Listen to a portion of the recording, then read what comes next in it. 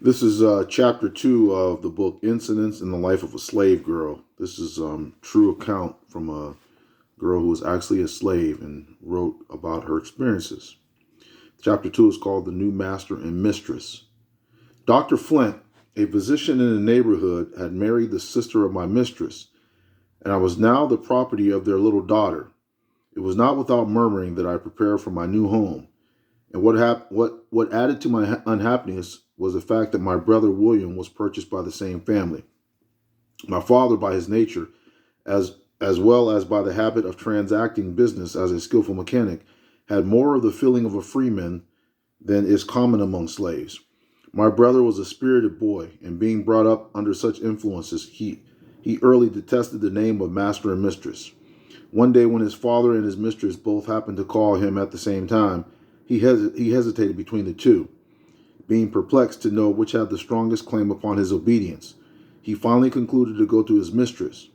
When my father reproved him for it, he said, "You both called me, and I didn't know which I ought to go to first." "You are my child," replied my father, "and when I call you, you should come immediately if you have to pass through fire and water." Poor Willie! He was now to learn his first lesson of obedience to a master.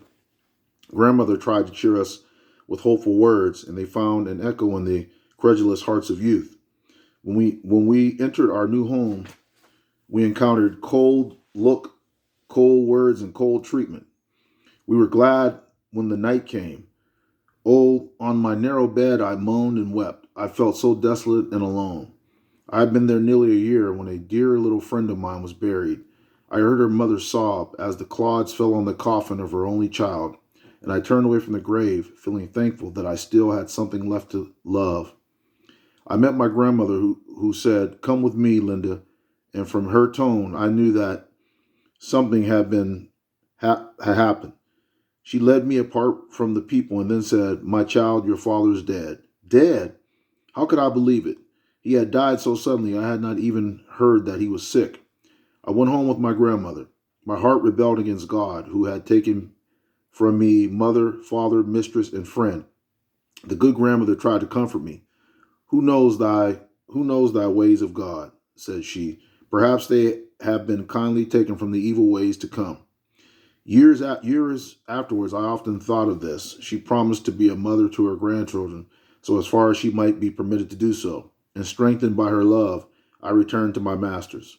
I thought I should be allowed to go to my father's house the next morning, but I was ordered to go for flowers, that my mistress' house might be decorated for an evening party. I spent the day gathering flowers and weaving them into festoons, while the dead body of my father was lying within a mile of me. What cared my owners for that? He was merely a piece of property. Moreover, they thought he had spoiled his children by teaching them to feel that they were human beings. This was blasphemous doctrine for a slave to teach, presumptuous in him and dangerous to the masters.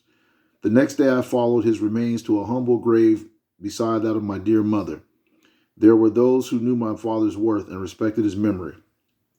My home now seemed more dreary than ever. The laugh of the little slave children sounded harsh and cruel. It was selfish to feel so about the joy of others. My brother moved about with a very grave face. I tried to comfort him by saying, "Take courage, Willie. Brighter days will come by and by." "You don't know anything about it, Linda," he replied. "We shall have to stay here all of our days. We shall never be free." I argued that we were growing older and stronger and that perhaps we might before long be allowed to hire our own time, and then we could earn money to buy our freedom. William declared this was much easier to say than to do. Moreover, he did not intend to buy his freedom. We held daily controversies upon this subject. Little attention was paid to the slaves' meals in Dr. Flint's house. If they could catch a bit of food while it was going, well and good. I gave myself no trouble on that score, for on my various errands I passed my grandmother's house, where there was always something to spare for me. I was frequently threatened with punishment if I stopped there, and my grandmother, to avoid detaining me, often stood at the gate with something for my breakfast or dinner. I was indebted to her for all my comforts, spiritual or temporal. It was her labor that supplied my scanty wardrobe. I have a vivid recollection of the linsey woolsey dress given me every winter by Mrs. Flint. How I hated it. It was one of the badges of slavery. While my grandmother was thus helping to support me from her hard earnings, the $300 she had lent her mistress were never repaid. When her mistress died, her son-in-law, Dr. Flint, was appointed executor. When grandmother applied to him for payment, he said the estate was insolvent and the law prohibited payment. It did not, however, prohibit him from retaining the silver candelabra which had been purchased with that money. I presumed they would be handed down in the family from generation to generation. My grandmother's mistress had always promised her that at her death she would be free, and it was said that in her will she made good the promise. But when the estate was settled, Dr. Flint told the faithful old servant that, under existing circumstances, it was necessary she be sold. On the appointed day, the customary advertisement was posted up, proclaiming that there would be a public sale of Negroes, houses, and Dr. Flint called to tell my grandmother that he was unwilling to wound her feelings by putting her up at auction, and that he would prefer to dispose of her at private sale. My grandmother saw through his hypocrisy. She understood very well that he was ashamed of the job. She was a very spirited woman, and if he was base enough to sell her, when her mistress intended she would be free, she was determined the public should know it. She had for a long time supplied many families with crackers and preserves. Consequently, Aunt Marthy, as she was called, was generally known, and everybody who knew her respected her intelligence and good character. Her long and faithful service in the family was also well known, and the intention of her mistress to leave her free. When the day of sale came, she took her place among the chattels, and at the first call she sprang upon the auction block. Many voices called out, "Shame, shame! Who is going to sell you, Aunt Marthy? Don't stand there. That is no place for you." Without saying a word, she quietly awaited her fate. No one bid for her. At last, a feeble voice said, $50. It came from a maiden lady, 70 years old, the sister of my grandmother's deceased mistress. She had lived 40 years under the same roof with my grandmother.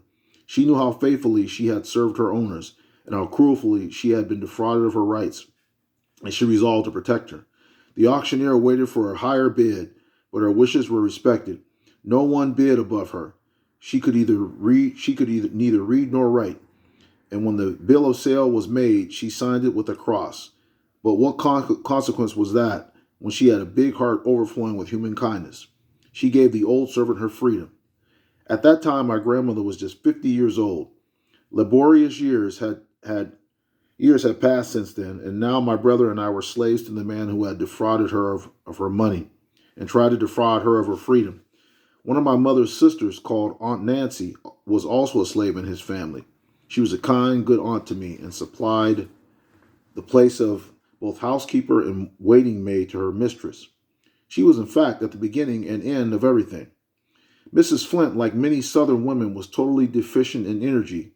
She had not enough strength to superintend her household affairs, but her nerves were so strong that she could sit in her easy chair and see a woman whipped, till the blood trickled from every stroke of the lash. She was a member of the church, but partaking of the Lord's Supper did not seem to put her in a Christian frame of mind. If dinner was not served at the exact time on that particular Sunday, she would station herself in the kitchen and wait till it was dished, and then spit in all the kettles and pans that had been used for cooking. She did this to prevent the cook and her children from eking out their meager fare with the remains of the gravy and other scrapings.